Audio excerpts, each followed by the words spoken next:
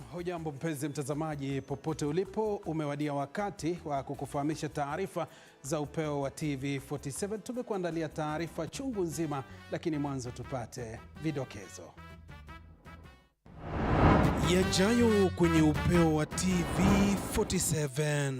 Saa moja kukuja kuangalia, lakini nilihuzunika bila niliona tingatinga inazungukia juu na sijui mahali mtoto wangu wako. Mtu mmoja afariki dunia baada ya kufunikwa na kifusi cha mchanga mgodini Vihiga, huku shughuli ya kuwaokoa watu wengine wawili ikiendelea.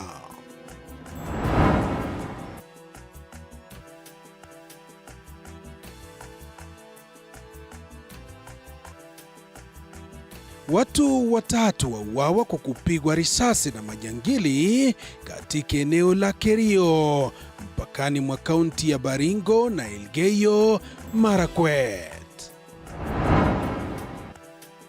Na asilimia 42 ya Wakenya hawajawahi kutumia dawa za kulevya, na kada yasema. But as much as people would want to say everybody's using drugs, the youth are using drugs. The other fact is, majority of Kenyans, including youths, are not using drugs.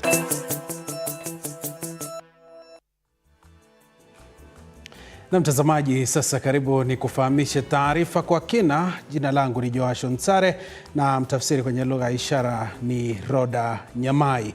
Moja kwa moja ni kwamba shughuli ya kuokoa watu waliofanikiwa ama waliofunikwa na kifusi cha mchanga baada ya mgodi wa dhahabu kuporomoka katika kaunti ya Vihiga inaendelea. Kufikia sasa mwili wa mchimba dhahabu mmoja umepatikana, huku juhudi za kuokoa watu wengine wawili zikiendelea. Mwanahabari wetu Arnold Adidi anatufungulia taarifa za upeo wa TV47. Biwi la simanzi limetanda katika kijiji hiki cha Chanda kilichoko kwenye kata ya Umuluma katika kaunti ndogo ya Vihiga baada ya mgodi kuporomoka na kuwafukia wachimba dhahabu wanne waliokuwa kazini hapo jana jioni. Inadaiwa kuwa wanne hao wenye umri wa kati ya miaka 38 hadi 44 walikuwa katika harakati za mwisho kazini wakati tukio hilo lilipotokea, huku wenyeji kupitia juhudi zao wakiweza kumwokoa mtu mmoja akiwa hai. Jana nilikuwa natembea pilika zangu za kupita, nikasikia jamaa anapiga hapo nduru. Mimi nikashtuka kuangalia ndani, nikapata mshangi umemwangukia. Hivyo mimi nikaingia ndani, nikambeba, nikamweka hapo kwa stand hapo ili mwingine wamsaidie. Kuchimba hivyo, unajua mwanaume haizi chimba haraka kama tractor. Sasa ikabidi ile tractor ikasaidia haraka hapo, lakini hawakufaulu kuwatoa wale ambao walikuwa wamekufa hapo hivyo. Hawakufaulu. Kufikia leo jioni, mwili wa mtu mmoja zaidi umeondolewa kutoka mgodi huo, watu wawili wakiendelea kutafutwa. Jamaa za waasiriwa waliofika katika eneo la tukio wakizidiwa na majonzi. Ilikuwa mwendo wa saa moja kukuja kuangalia, lakini nilihuzunika bila niliona tingatinga inazungukia juu na sijui mahali mtoto wangu wako. Na huyo Pati ndio nguzo yangu, nikiita Pati achelewangi kukuja. Hata hiyo mradi yenye alikuwa amenipangia anijengee nyumba, hacha huyu mtoto alikuwa anataka kunijengea. Kamishna wa kaunti ya Vihiga Felix Watakila anaongoza shughuli ya kuwatafuta watu wawili zaidi ambao bado wamekwama ndani ya mgodi huo ulioporomoka, huku serikali ikitakiwa kukaza kamba kwenye juhudi za kudhibiti uchimbaji wa dhahabu nchini. Bado tunaendelea juhudi kuona kwamba wale wenzetu wamempaki katika shimo la gold, wenzetu wawili pia. Aidha tuko na matumaini ya kwamba huenda tukawapata wakiwa hai, au bahati mbaya tuwapate kama wamefariki. Huku shughuli za uokoaji zikiendelea, wito umetolewa kwa wakazi kuwa waangalifu wanapochimba dhahabu. Hata hivyo, wenyeji wamepinga pendekezo la kusitisha shughuli kwenye migodi hiyo kwa kigezo kuwa migodi hiyo ndiyo kitega uchumi cha eneo hilo. Arnold Adidi, TV47, kaunti ya Vihiga. Namshukuru sana Arnold Adidi. Mtazamaji, tuangazie taarifa nyingine. Watu watatu wameuawa kwa kupigwa risasi na majangili katika eneo la Kerio katika mpaka wa kaunti ya Baringo na Elgeyo Marakwet. Wakazi kutoka maeneo hayo wameitaka serikali kuwakabili wahalifu hao badala ya kutoa ahadi ambazo wanasema hazitoi matunda yoyote. Nelson Mwereza na taarifa hiyo. Hofu inazidi kutanda katika maeneo ya kaskazini mwa bonde la Ufa baada ya watu watatu kupigwa risasi na watu wanaokisiwa kuwa wezi katika eneo la Kerio mpakani mwa kaunti ya Baringo na Elgeyo Marakwet. Katika eneo la Tatia, Baringo kaskazini, mwanaume mwenye umri wa miaka 59 alipigwa risasi na majangili waliomvamia akiwa malishoni, eneo hilo likiwa karibu na shule ya msingi ya Tatia, huku wengine wawili wakipigwa risasi katika eneo la Marakwet Mashariki na mifugo yao kuibiwa. Shida ni gani? Shida imetoka wapi? Ni nani huyu muuaji? Ni nini hii mnasosania? Msururu wa mashambulizi haya yamepelekea watu 10 kuuawa kufikia sasa katika eneo la Baringo kaskazini, ya hivi punde yakiwa mauaji ya mwalimu mkuu wa shule ya msingi ya Kagiri. Hali hiyo imepelekea wakilishi wadi wa kaunti hiyo kujitokeza na kukashifu mauaji hayo, huku wakitaka serikali kutumia nguvu zaidi na kuwafurusha majangili hao katika eneo hilo. Sisi kama MCS, sisi wote tuungane pamoja ili kupata suluhu, kwa sababu hata kutafuta nyazi sio kwa lazima, hata kama ni kutafuta maji sio kwa lazima, lazima uende ukaombe kwa majirani. The government must change the tactics of finding or approach of how to curb this menace of banditry within the North Rift region. Mauaji haya ya mara kwa mara yalisababisha maandamano katika eneo la Kabarnet na Marigat, huku wenyeji sasa wakitaka serikali kuchukua hatua za haraka na sio tu kutoa vitisho visivyo na maana, huku watu wakiendelea kuuawa mikononi mwa majambazi. Tunataka tuambie hawa vijana ama hawa wauaji kuwa mtapatikana hivi karibuni. Nelson Mwereza, TV47. Na mtazamaji, tuangazie taarifa nyingine kuhusiana na masuala ya mihadarati. Mamlaka ya kudhibiti utumizi wa dawa za kulevya nchini NACADA sasa imeweka bayana kuwa taifa la Kenya limepiga hatua katika vita dhidi ya dawa za kulevya, kwani zaidi ya Wakenya milioni 20 hawajawahi kutumia aina yoyote ya dawa za kulevya. Mwanahabari wetu Elizabeth Atieno na taarifa hiyo. Ijapokuwa taifa la Kenya bado linang'ang'ana kujing'amua kutoka mtego wa uraibu wa dawa za kulevya, sasa imebainika kuwa 42.5% ya Wakenya walio kati ya umri wa miaka 15 mpaka 65, sawia na Wakenya takriban milioni 22, hawajawahi kutumia aina yoyote ya dawa za kulevya. Haya ni kwa mujibu wa mamlaka ya kudhibiti matumizi ya dawa za kulevya nchini NACADA. And so that tells us that as much as people would want to say everybody's using drugs, the youth are using drugs. The other fact is, majority of Kenyans, including youths, are not using drugs. Vilevile 17.5% ya Wakenya, sawia na Wakenya milioni 4.7, wanatumia angalau aina moja tu ya dawa za kulevya. The effects have been very high, and that's why we've been talking about Central Kenya, but actually the leading region right now is Western Kenya.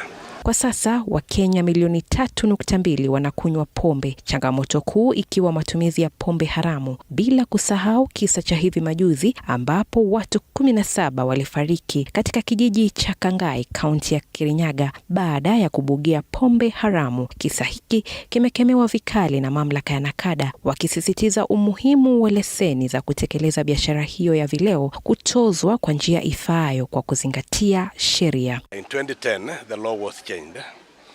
So some of the big role actually in drug prevention went to the counties, and unfortunately this has not been done well. Some of the counties have done that just for getting revenue. Mwenyekiti wa NACADA Stephen Mairori ameunga mkono amri iliyotolewa na gavana wa Kirinyaga Anne Waiguru ya kufunga baa zote katika kaunti hiyo ili zoezi la kupiga msasa baa hizo ianze upya. Mairori amehimiza kaunti zingine pia kuiga mfano huo. I think it's the first step first so that we can vet to see who are doing the right, who are selling the right alcohol. Wiki hii imetengwa na serikali kama wiki ya kutoa hamasisho kuhusu udhibiti wa matumizi ya dawa za kulevya kwa kuwapongeza walioasi uraibu. Hafla ya uzinduzi wa zoezi hili ilizinduliwa rasmi Alhamisi ya leo katika ukumbi wa Bomas, kaunti ya Nairobi. Elizabeth Atieno, TV47, Nairobi. Tuangazie taarifa nyingine mtazamaji, na huku msimu wa upanzi wa mahindi ukitarajiwa kung'oa nanga wakati wowote kutoka sasa, wakulima kaunti ya Trans Nzoia wameeleza wasiwasi wao kuhusu mbolea ya bei nafuu inayotolewa na serikali, wakisema kwamba mbolea hiyo si bora na huenda kukashuhudiwa upungufu wa mapato ya zao hilo mwaka huu. Mwandishi wetu Famba Isaac anatuarifu.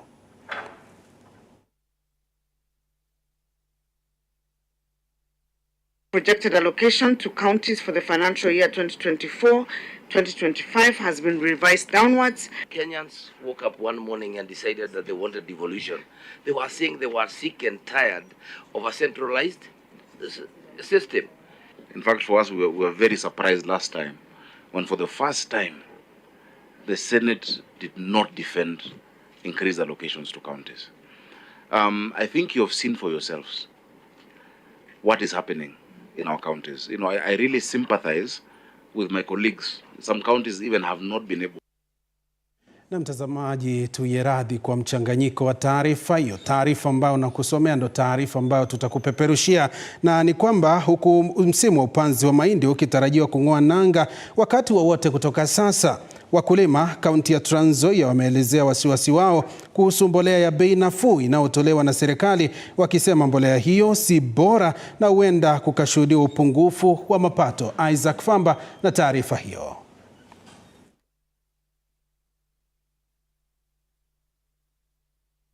Projected allocation to counties for the financial year 2024-2025 has been revised downwards. Kenyans woke up one morning and decided that they wanted devolution. They were saying they were sick and tired of a centralized system. In fact, for us, we were very surprised last time when for the first time the Senate did not defend increased allocations to counties. I think you have seen for yourselves what is happening in our counties. You know, I really sympathize with my colleagues. Some counties even have not been able, you know, to pay salaries for some time. Counties cannot perform those functions unless the Senate does its part in its budget policy statement, which is a policy statement. It lays the framework for division of revenue so that the counties can deliver services as constitutionally provided. That is not enough even for salary increment, leave alone the other expenditures we've talked about. Of interest to us, Chair, and the senators, is that some of the functions that are being done by the national government will be an extra load to the counties. Where in another 5 years, we probably will find ourselves without counties. And we are really, really struggling.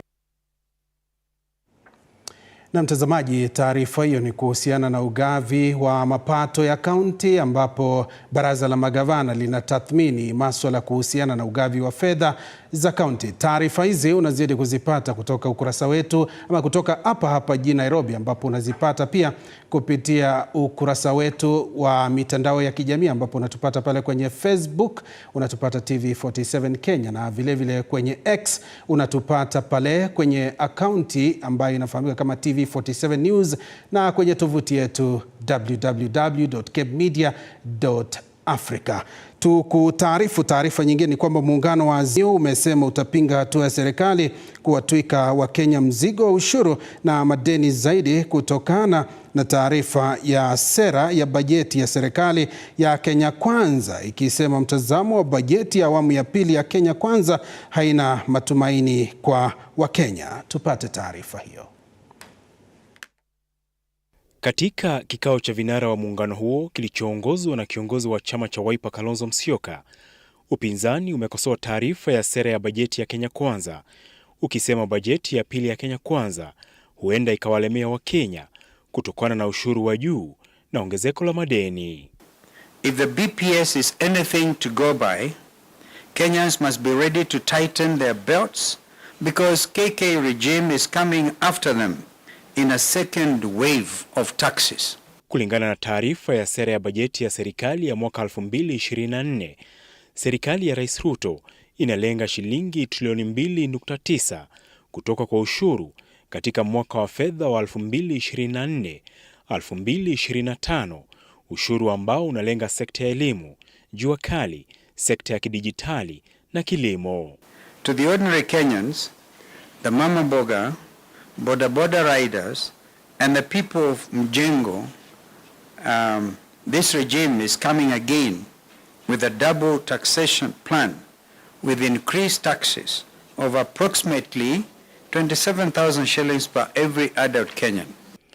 Mdhibiti wa bajeti ya serikali Daktari Margaret Nyakango amesema serikali inatumia mapato yake vibaya, huku akionya Wakenya kuwa huenda riba ya madeni ya Kenya ikafikia shilingi bilioni 800 kufikia mwisho wa mwaka huu wa kifedha.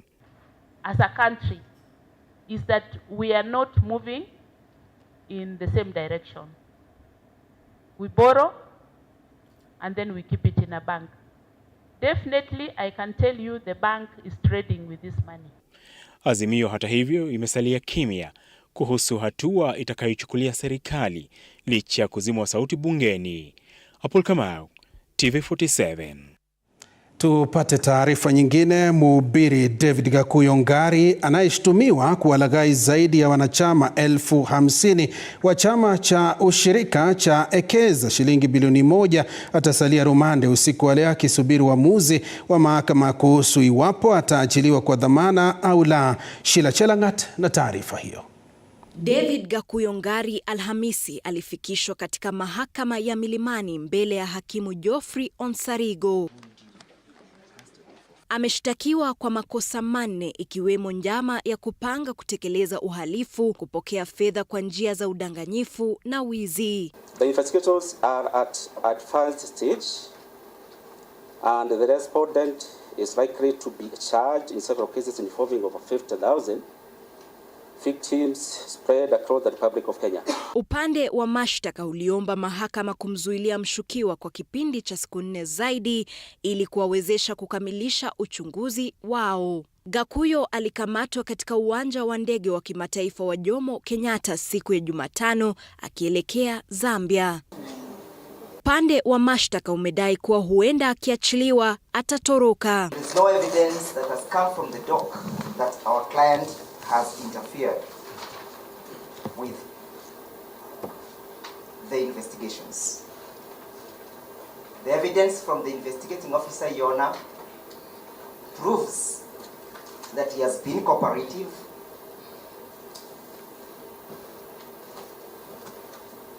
and he has not taken any act that may hinder the works of the investigators.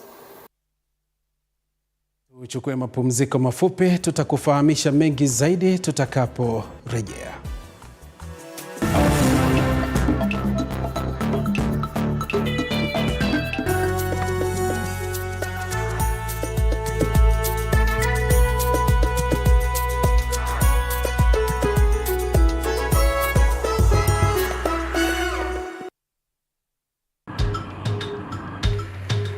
Na safari hii katika Mfahamu Kiongozi tutakuletea viongozi aina mbalimbali. Nikuwe na nisani kama 10 na pia nikuwe menua minibus. Minibus niko niwa. Kushinda unaangalia simu ya mzee. Soma Biblia ama ingia kwa washroom ujisugue. Mpaka nimetoa hivi. I don't know whether any of my children would want to get into the political field. Sijajua bado. Kila Alhamisi saa 1:30 kuendelea.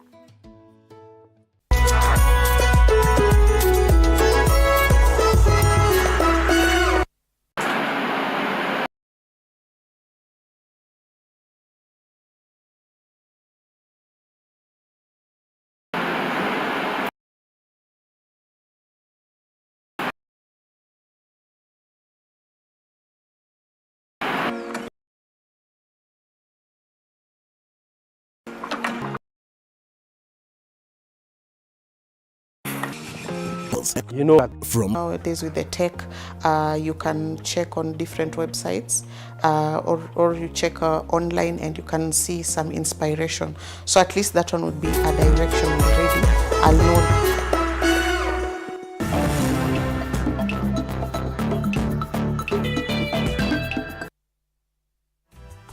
Na karibu tena mtazamaji, tuzidi kukutaarifu. Wanafunzi katika zaidi ya vyuo vikuu 25 walikusanyika hii leo katika kongamano la pili la kiteknolojia ambalo liliandaliwa hapa jijini Nairobi, kauli mbiu ikiwa uvumbuzi unaoendeshwa na teknolojia kwa maisha endelevu. Wanafunzi hao kutoka vyuo vikuu waliwasilisha miradi ya teknolojia mbele ya jopo la majaji wakiwa na matumaini ya kupata uungwaji mkono na wawekezaji wa humu nchini na hata kimataifa.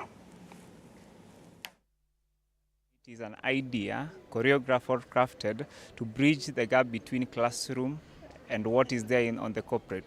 So we have 32 institutions as our members, and so for the 32 institutions, every institution comes up with a project that is geared towards solving the solution according to the theme. Our theme this year is tech-driven innovation for sustainable living, and we are attempting to solve the cost of living and unemployment. So far we have a number of projects that happened that were presented in the last summit, and out of them 4 were funded, and today we have companies that have grown. Having the partners and they are able to support us to make our ideas become a reality. Is it that what we want? Because we will not be seeking, we will be doing now, our business now will become, it will move from the stage of being a business idea to become a business. But today we are proud that we have brought all these minds together. We have been able to hold very high profile delegation from the Ministry of Education, UNESCO and others, the High Commission of Pakistani, and they have all been here and they are here to hear what our great ideas are. The young generation are very good in digital innovation. And now what we are trying to do as an academic institution is to help them to understand where the digital technology can be able to assist livelihoods. And so as we look at the kind of innovations that the students are giving, we are very excited. Na mtazamaji, tuangazie taarifa nyingine, na ni kwamba wakazi wa kaunti ya Bomet leo wameandaa maandamano dhidi ya serikali ama gavana wa kaunti hiyo Hilary Barichok, wakilalamikia utendakazi duni. Wakazi hao wamesema kiwango cha madeni katika kaunti hiyo kimeongezeka, wakimshtumu gavana Barichok kwa ubadhirifu wa pesa. Wakazi hao sasa wanaitaka tume ya maadili na kupambana na ufisadi EACC kuanzisha uchunguzi. Mwandishi wetu Paul Kirobi na taarifa hiyo.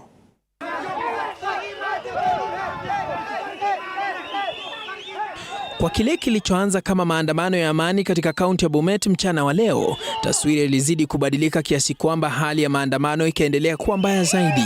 Wakazi waliojawa na ghadhabu wakiendeleza maandamano, hatua iliyolazimu maafisa wa polisi kutumia kitoza machozi ili kuwatawanya waandamanaji. Lakini wapi, hali hii iliendelea japo kwa amani, manake hakuna yeyote aliyeumizwa. Wakazi wa kaunti ya Bomet wakati huu walilazimika kufanya maandamano kutokana na kile wanasema ni uongozi mbaya wa gavana Hilary Barichok, wakisisitiza kwamba serikali ya kaunti haiendelezi maendeleo japokuwa wanatozwa ushuru. Non-payment of the casual laborers. The second issue was the non-payment of the ECD teachers. Thirdly was the poor red networks across the county of Bomet. Fourthly was the harassment of the media personnel who have always been giving us the live coverage across the county government. Tumetenga pesa katika department yote yenye ilidevolviwa hapa county ya Bomet, lakini hakuna kazi imefanywa hata moja. Masuala haya yanasemekana kuwasilishwa katika serikali ya bunge la county, lakini hakuna hatua zozote ambazo zimechukuliwa hadi sasa. Wakazi wanadai kwamba wawakilishi wadi wanamlinda gavana Hilary Barichok, ndiposa miradi ya maendeleo imekwama katika kaunti hiyo. We are sitting today, governor serving his second term, and I want to tell the governor, the people of Bomet knew that you were going for your second term, and they knew that you are not going to vie for governorship again. But then what you have given us is not what we expected from you. Kwa mujibu wa wakazi hao, deni la serikali ya kaunti limeongezeka hadi takriban shilingi bilioni 1.2. Sasa wakitaka tume ya maadili na kukabili ufisadi nchini EACC kuingilia kati.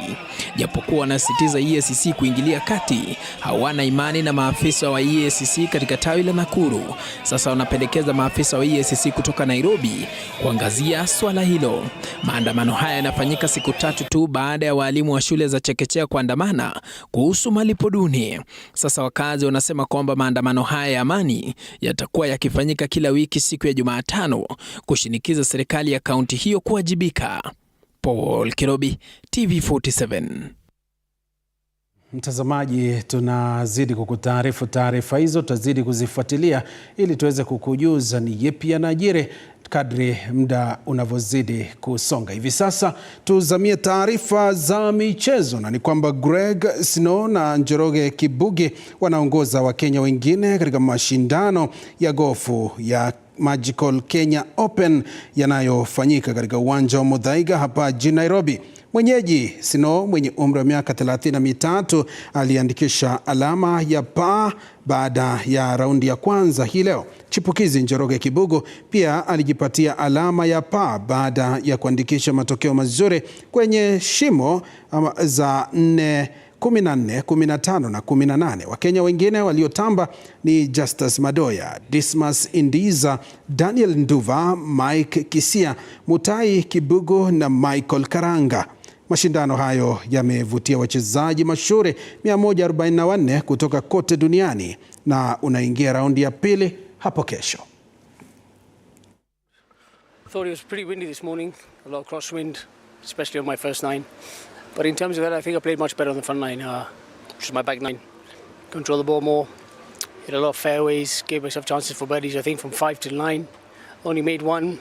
But in terms of that, yeah, good start. My round was good. I hit the shots I wanted to. It's just one hole on the 8th where I hit one bad tee shot, pulled it left almost in the water, tried punching out and I messed up. I made a double bogey there. But the rest, to be honest, I swung really good. I was in play most of the time, put myself on the green, gave myself chances, and that's what I needed. Some putts didn't drop, but I'll take it. I swung well and I feel good. I enjoyed hole number 4 and number 5. I got very good birdies on those 2 holes, and then I got also a beautiful birdie on number 9, and that was a beautiful birdie on number 18 from the bunker. It was a tricky shot on the second shot, so today I've enjoyed a lot on that, and I enjoyed the 2 chip-in that I chipped it in on number 11 and on number 5. And of course, a great Rift Valley Lodge. Na mtazamaji, tuangazie taarifa nyingine. Ni kwamba klabu ya soka inayoshiriki kwenye ligi kuu ya soka nchini Nairobi City Stars ina matumaini ya kutoa ubingwa wa ligi ya soka nchini mwishoni mwa msimu huu. Mwanahabari wetu Duncan Mutua na taarifa hiyo.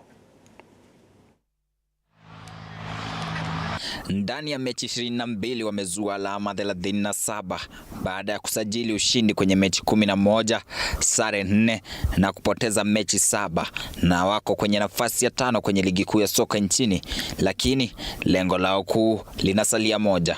Msimu uliopita tulikuwa namba 15. Msimu huu inamaanisha nini? Beta inaweza kuwa hata namba 1, si ndio? Ama namba 2, namba 3. Sawa. So ile bado tunazingatia ni kuweza kushikilia hiyo lengo letu la msimu huu. Ni kati ya vilabu ambazo zinaenzi talanta ya wachezaji chipukizi ambao wameangaziwa pakubwa huku wakiwinda taji la msimu huu, lakini kwanza wanaangazia mechi yao dhidi ya Kariobangi Sharks. Vijana wengi hapa ni wadogo sana, na mi personally nafurahi vile wamekuja up. Wengi hawajulikani. Ukiona mchezaji unaona huyu ni nani sasa, unaona kina Senoa, unaona kina Majaber, unaona wengi hawajui, lakini ile kazi ambayo wameamua kufanya na vile wanajituma, wewe as a coach unashukuru. Na licha ya kupoteza dhidi ya mabingwa watetezi Gor Mahia kwenye raundi ya 22, kocha Muyoti anaeleza kuwa hisia za wachezaji wake hazijabadilika. So first ilikuwa to beat your relegation mark, of which tumepita huko kabisa. So sasa hizi tuko hapa juu, anything itakuja tutachukua hapo. Duncan Mutua, TV47 michezo.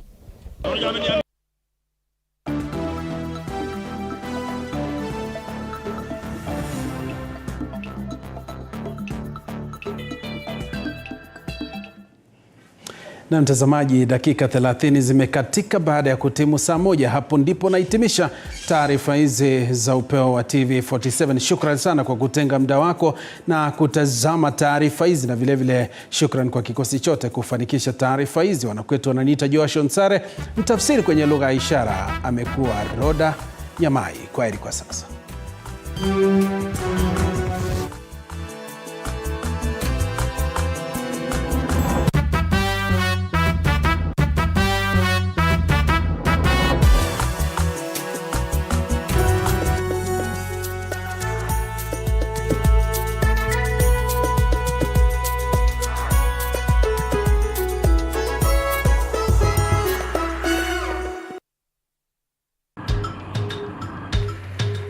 Na safari hii katika Mfahamu Kiongozi tutakuletea viongozi aina mbalimbali.